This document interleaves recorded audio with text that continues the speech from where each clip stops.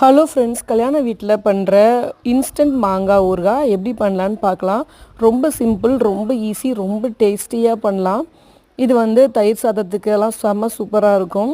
நான் கிளிமூக்கு மாங்காய் எடுத்திருக்கேன். நல்ல ஒரு விளைஞ்ச மாங்காய், கொஞ்சம் அந்த பழுக்கிற ஸ்டேஜ் இருக்குள்ள அதில்.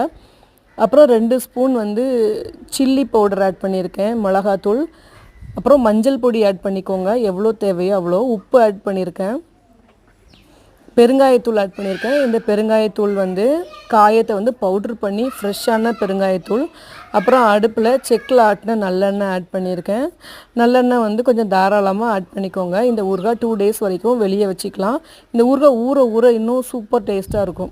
இதில் கடுகு வெந்தயம் போட்டு நல்லா தாளிச்சிட்டு, வெந்தயம் நல்லா பொரிஞ்ச உடனே கருவேப்பிலை ஆட் பண்ணிவிட்டு இதை மிக்ஸ் பண்ணிவிட்டு உடனே சாப்பிட்றத விட ஒரு 1/2 hour வச்சுருந்து சாப்பிட்டோம் அப்படின்னா இந்த மாங்காயில் உள்ள ஜூஸும் இந்த மசாலாவோட வெளியே அப்படியே மிக்ஸ் ஆகிட்டு வேறு லெவலில் இருக்கும். சொல்லும் போதே நாக்கு ஊறுது, அவ்வளோ டேஸ்ட்டாக இருக்கும். இது தயிர் சாதத்துக்கு, சாம்பார் சாதத்துக்கெலாம் செம சூப்பரான ஒரு காம்பினேஷன். இது 2 நாளாக எங்கள் வீட்டில் இருக்காது, ஒரே நாள்லேயே காலியாக போயிடும். ஸோ கண்டிப்பாக நீங்கள் ட்ரை பண்ணி பாருங்கள். மாங்காய் மட்டும் நல்லா செலக்ட் பண்ணி எடுத்தீங்கன்னு வச்சுக்கோங்களேன், அப்படி இருக்கும்.